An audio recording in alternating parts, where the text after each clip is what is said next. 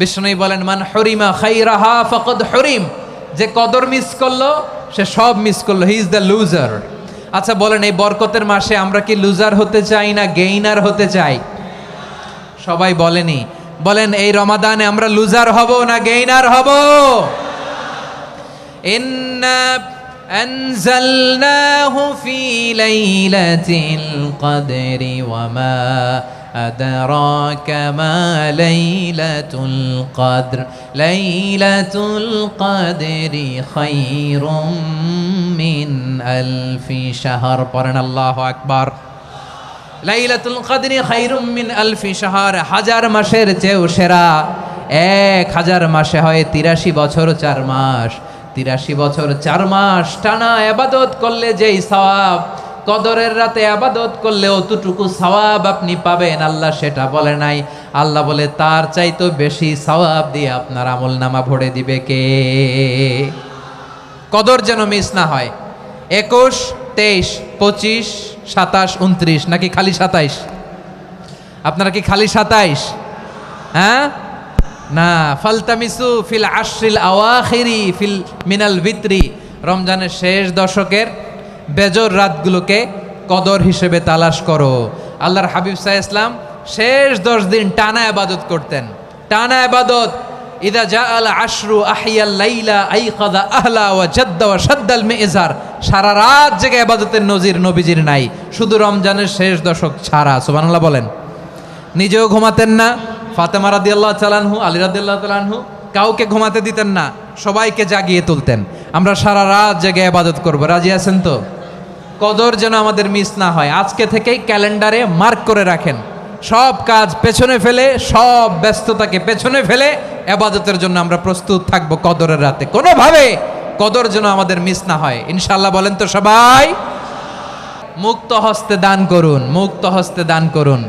ওয়ামা আতাইতুম মিন যাকাতিন তুরিদুনা ওয়াজহাল্লাহি ফাউলাইকা হুমুল মুদঈফুন।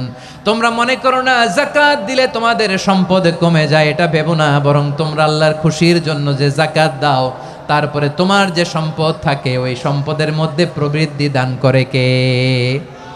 আপনি মনে করছেন দিলে কমে? চাঁপাইনবাবগঞ্জের ভাইয়ের আওয়াজ করে বলেন, দান করলে কি সম্পদ কমে নাকি বাড়ে? আওয়াজ করে বলেন, কমে না বাড়ে? বাড়ে। যেটা দান করেন, কামাসালি হাব্বা আম্বাতাত সাবআ সানাবিলা ফি কুল্লি সুম্বুলাতিন মিয়াতি হাব্বা।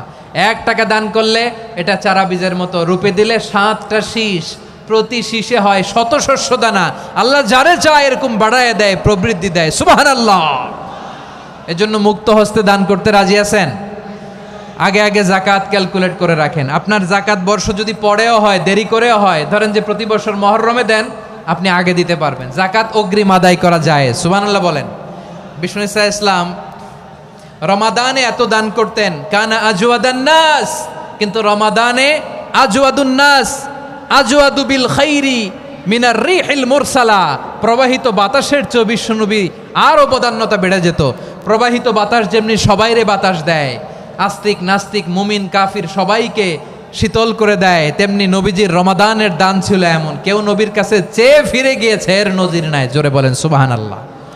রমাদানে দান করব, ইফতার শেয়ার করব।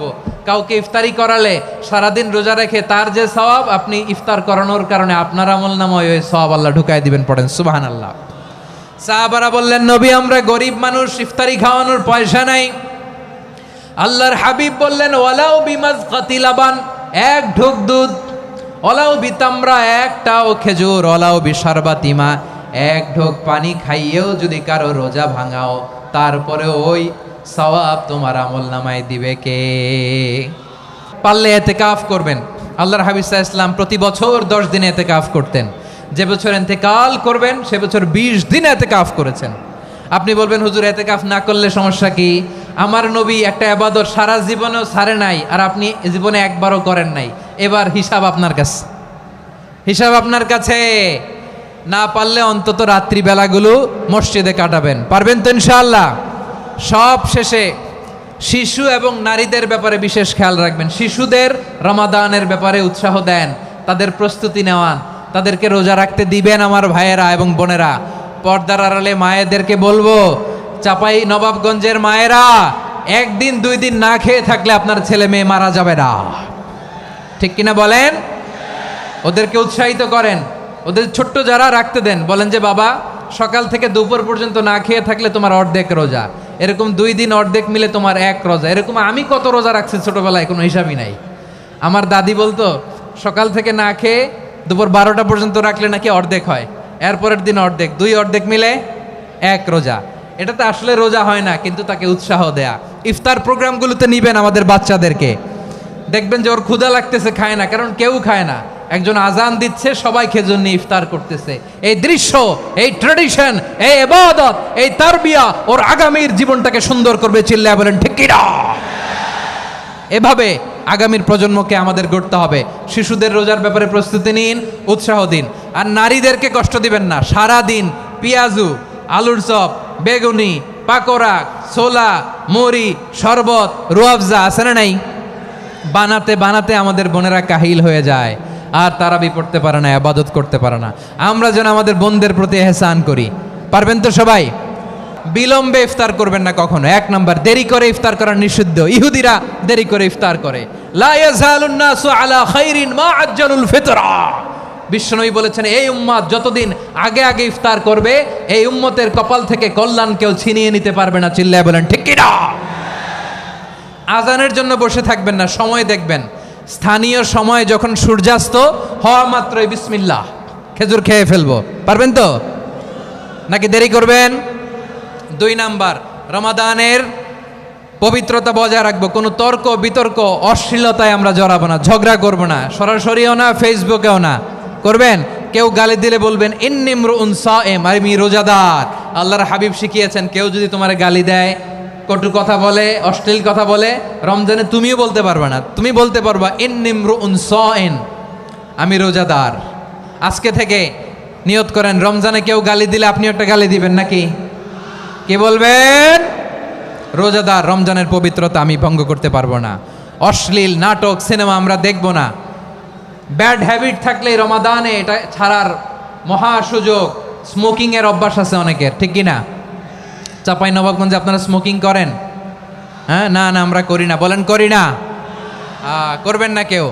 যদি কারো থাকে, কে করে হাত তোলালাম না আমি। এই রমাদানে এই স্মোকিং হ্যাবিট থেকে আমরা বেরিয়ে আসবো, ঠিক কিনা বলেন? 3 নাম্বার, আমরা মিথ্যা বলবো না। বিশ্বনবী বলেন, মানলাম ইয়াদা কাওলা যুরি ওয়াল আমালা বিহি ফালাইসা লিল্লাহি হাজাতুন ফি আইয়াদা তাআমাহু ওয়া শারাবা। যে রমজানে মিথ্যা কথা, মিথ্যা কাজ, মিথ্যা সাক্ষী ছাড়তে পারে নাই, তার না খেয়ে থাকা, উপবাস থাকা দিয়ে আল্লাহর কিছু যায় আসে না। এজন্য মিথ্যার সাথে আমাদের কোনো সম্পর্ক আছে? মিথ্যা বলবো না। 4 নাম্বার, অপচয় করব না। ইন্নাল মুবাযযিরিনা কানু ইখওয়ানাশ শায়াতিন ওয়া কানা শাইতানু লিরাব্বিহি কাফুরা। অপচয়কারী শয়তানের ভাই। আচ্ছা, যে শয়তানের ভাই ও নিজেও আরেকটা কি? শয়তান। যে শয়তানের ভাই ও নিজেও আরেকটা কি? অপচয় করব না। ইফতারি করতে যে আমরা অনেকে অপচয় করি, এগুলো করবেন আপনারা? না, অপচয় অপব্যয় করব না। 5 নাম্বারে, রিয়া, লোক দেখানো ইবাদত আমরা করব না। লোক দেখানোর জন্য নামাজ, রোজা, জিকির, তেলাওয়াত, দান, সদকা এগুলো করলে আল্লাহর দরবারে এগুলো কবুল হবে। বিশ্বনবী বলেন, দাজ্জালের ফিতনার চেয়ে একটা বড় ফিতনার ভয় আমি করি, সেটা কি? আর রিয়া, শো অফ মেন্টালিটি, লোক দেখানো মানসিকতা। এটা থেকে আমরা বিরত থাকবো ইনশাআল্লাহ। 6 নাম্বার, অনেক গুরুত্বপূর্ণ। ব্যবসায়ী ভাইয়েরা, ব্যবসা করেন কারা কারা? হাত তুলে দেখান তো আমারে। মাশাআল্লাহ, হাত নামান। ব্যবসায়ী ভাইয়েরা, অনেক অসাধু ব্যবসায়ী আছে, রমজান আসলে নিত্য প্রয়োজনীয় পণ্যের মূল্য বৃদ্ধি করে দেয়। এরকম আছে না নাই? এগুলো করবেন না। মজুদদারি করবেন না। পণ্যের কৃত্রিম সংকট বাজারে করবেন না। আপনি লাখ টাকা কামায়া ভাবছেন যে রোজাদারদের কষ্ট দিয়ে ধনী হবেন, এমন রোগ আল্লাহ আপনারে দিবে, কোটি টাকা দিয়েও আপনি হাসপাতালের বিল পরিশোধ করার ক্ষমতা আপনার হবে না। খবরদার। শেষ বয়সে দেখবেন কি কষ্ট আপনার হয়। আপনি রোজাদারদের কষ্ট দিয়েছেন, আল্লাহ আপনার সুখে রাখবে? আল্লাহর দোহাই লাগে, আমার ব্যবসায়ী ভাইয়েরা এটা করবেন না। আরব বিশ্বে আমরা দেখেছি, আরব বিশ্বের ব্যবসায়ীরা সারা বছরে ব্যবসা করে, রমজানে ভর্তুকি দেয়। আর আমার দেশের কিছু অসাধু ব্যবসায়ী রমজানে গলাকাটা ব্যবসা করে আর সারা বছর সেইটার উপর দিয়ে চলে, চিল্লায় বলেন ঠিক কিনা? করবেন না, এটা করবেন না। নিত্য প্রয়োজনীয় পণ্যের মূল্য বৃদ্ধি করা হারাম, পণ্যের কৃত্রিম সংকট তৈরি করা হারাম, মজুতদারি করা হারাম, রোজাদারদেরকে কষ্ট দেয়া হারাম, এটা করবেন না। 7 নম্বরে সর্বশেষ কথা, অধীনস্থ যারা আছে তাদের কাজের চাপ আপনারা কমিয়ে দিবেন। কাজের লোক, ফ্যাক্টরির ওয়ার্কার, স্টাফ, তাদের প্রতি যদি রহম করেন, আপনার উপর রহম করবে কে?